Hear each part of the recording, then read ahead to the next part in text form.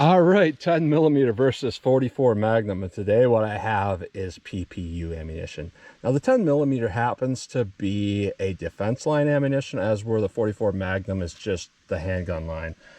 But there is no defense line in 44 Mag, and so I just had to go with that. Now I had a hard time trying to figure out the rate of velocity and all of that. Our 44 Magnum is a 240 grain jacketed hollow point, and it is rated at 1542 feet per second from an 8.27 inch barrel.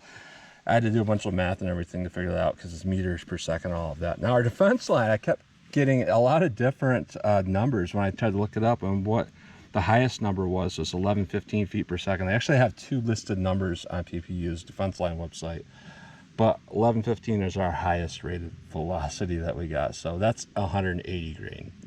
Interesting looking bullets. They look just like they've been sawed off at the top. Just kind of interesting.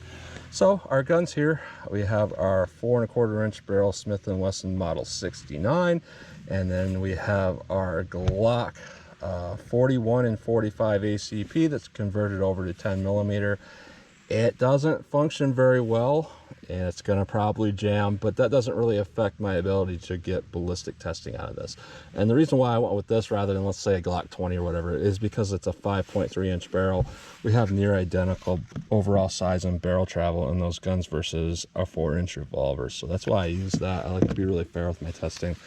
So I'm going to go through the chronograph, see what kind of velocity and accuracy we get at the same time. Then we're going to do our 10% clear ballistic test, which contains 4 layers of denim, followed by 3 inches of clear ballistics to represent like our pectoral muscle, followed by a 1/4 inch medium density fiberboard to represent like a ribs and sternum hit, and to more clear ballistics. Typically this takes away about 2 inches of clear ballistics penetration, but we'll do a shot with this and without this because this is representing like our ribs or sternum hit, and then without this it represents our gut shot, since clear ballistics is, you know, just an approximation of tissue in general.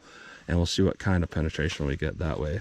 And then we're going to shoot from a little bit of a distance. I'll probably start from 25 yards at my full-size steel silhouette and just see what kind of accuracy I get with these rounds. So let's get started with this test. All right, first up we have that 10 millimeter. Let's see how close we get to that 1115 feet per second rate of velocity. 970. 964. 1004. 1030. 950. So they're a little optimistic with that velocity rating. I don't know what kind of barrel they would need to get that. Let's see how our 44 does. All right, 44 mag. We'll see how that compares to that 40 Smith & Wesson. I mean 10 millimeter. This is rated at 1542 feet per second, but typically 240 grain rounds give me about 1200 feet per second out of this revolver. So I'll use that as my benchmark. Let's just see how close we get to 1200 with this. 1175. 1114. No read, I pulled that one. 1105. 1100. I'll take those 4 readings, and below typical ammo. However, this is a lot closer to a normal 44 mag, considering this is a 4-inch barrel, than what that 10 millimeter was to a normal 10 millimeter. So let's set our ballistics gel block and see what we get. All right, first up we have our 10 millimeter, and we're going to shoot through our 4 layers of denim, 3 inches of clear ballistics, and a 1/4 inch medium density fiberboard to represent our ribs or sternum hit. So let's see what we get with this 10 millimeter through our MDF.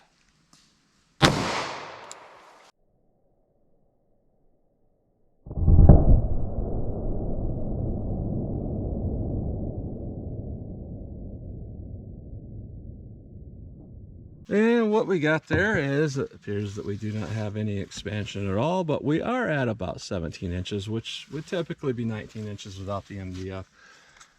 Might not be though, because it looks like, you know, it's facing backwards. That probably means it tumbled. Let's do it without the MDF and see what we get. All right, no MDF, our gut shot. Let's see what this will do.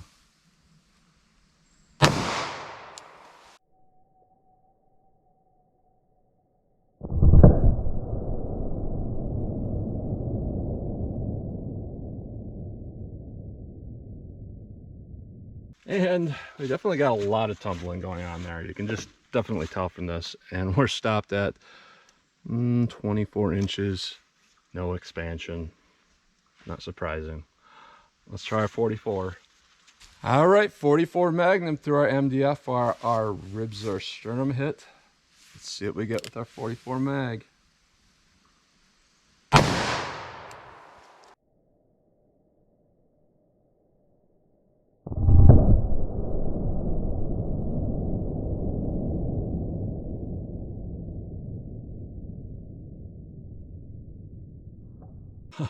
Right, extreme over penetration, absolutely no expansion,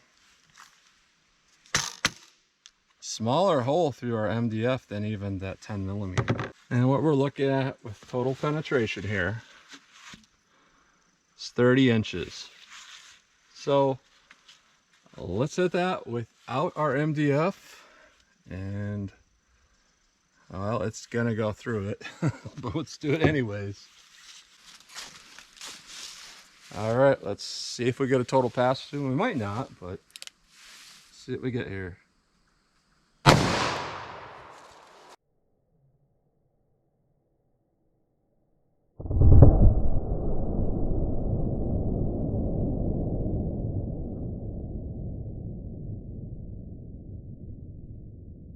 We actually did not. Instead of our 30 inches, we got about 32, almost 32 and a half.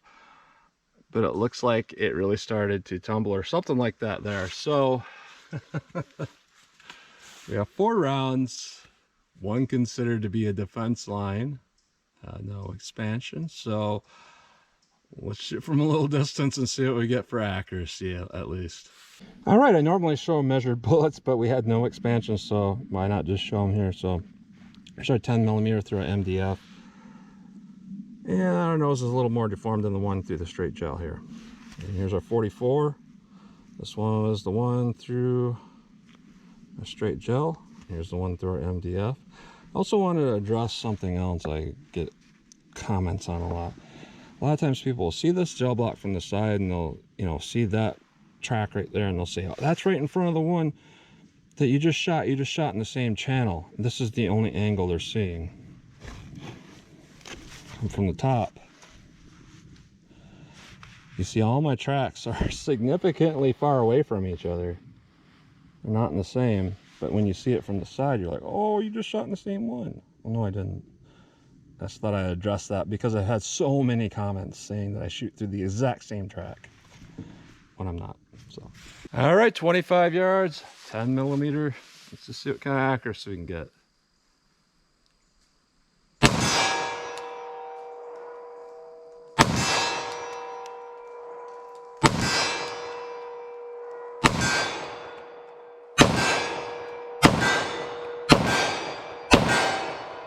It's not bad. Very low recoil, a lot less than typical 45s or 40s or 10 millimeters. Let's see how our 44 does. All right, 44 mag, 25 yards. See if I can hit this.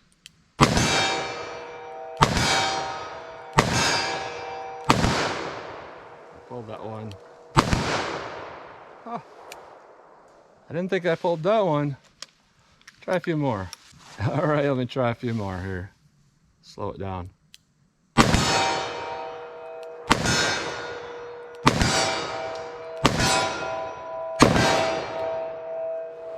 All right, this ammo is not too good anyways for our ballistic performance, so let's just back it up to 75 yards just for the heck of it, just to see what we get. All right, 75 yards. Let's see what our 10 millimeter will do.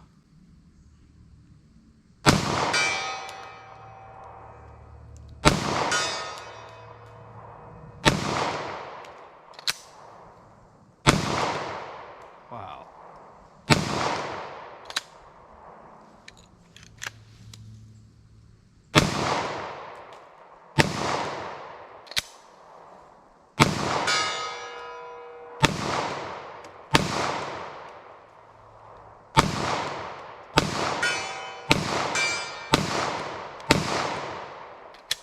was just kind of popping them off. Not so great there. So 44 mag will do.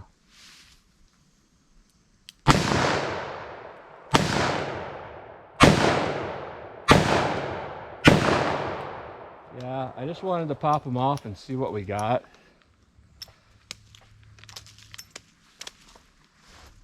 And I'm not seeing where they're hitting here. I normally do better than that. Let me slow it down. A little high.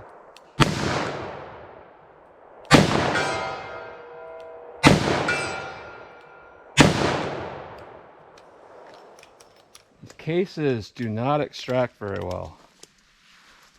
So they're expanding as if they were a much higher powered load. But we're not getting that much power.